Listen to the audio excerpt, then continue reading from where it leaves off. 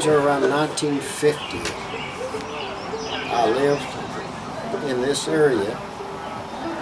At that time, most old-timers had quit playing banjo. My father probably hadn't played banjo in 12, 15 years, and that was true for most old-timers. So many people left eastern Kentucky around World War II in the early 50s.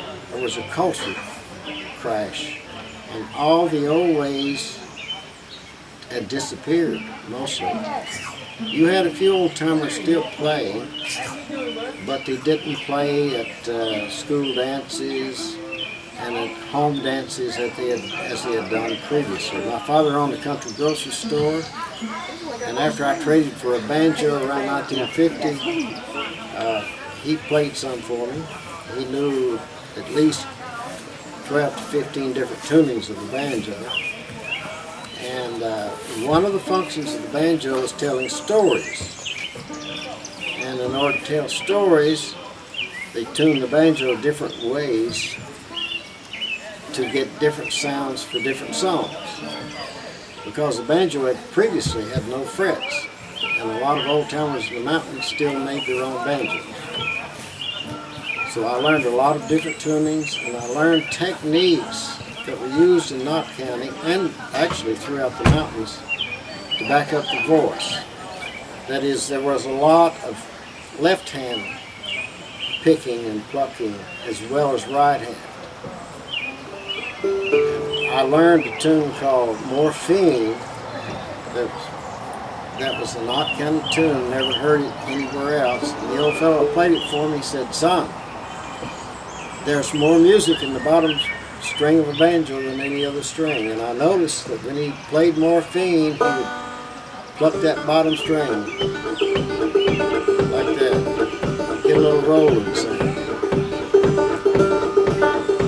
I took morphine last Saturday night, but I took it in morphine.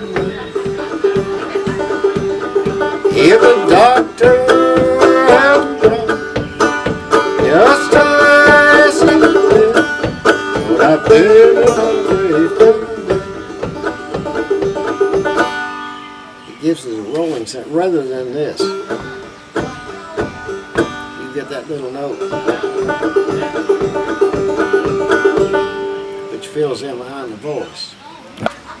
I've known George, how many years, George? About 4 or 5 years maybe? At least, yeah. At least 5 or 6 years I think I've known George, and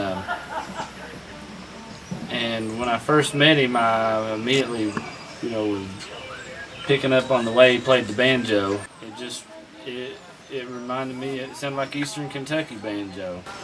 And I guess, growing up in the 80s around here, there were very brief remnants, I guess you could say, of the old music that George plays. A lot of it's gone. A lot of it is, has been adopted into bluegrass, and it stayed alive that way.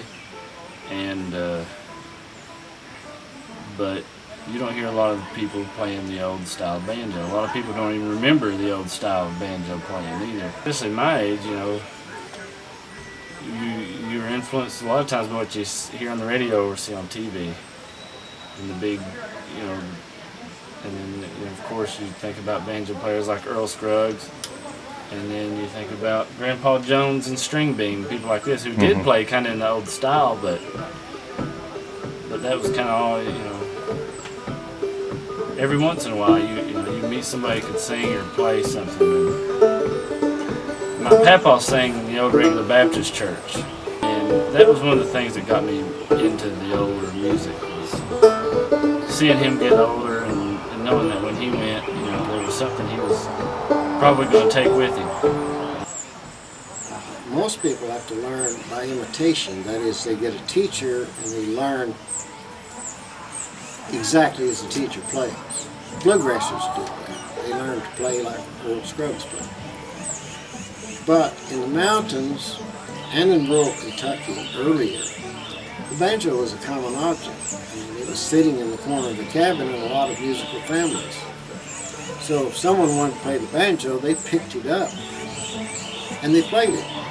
There weren't any experts around to tell them the right way to do it.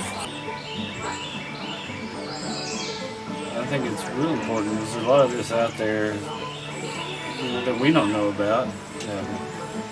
There's probably still folks here and there that you never hear about that are familiar with some of the older stuff. And I think the grant is a good way to make sure that it gets preserved, and not necessarily just by somebody in Frankfort, but it's fortunate for me, somebody from Eastern Kentucky, to get to work with somebody else from Eastern Kentucky, on preserving our own heritage rather than having somebody else come and do it. I'll demonstrate a little square dance lick for you. And a lot of the music's coming from the left hand.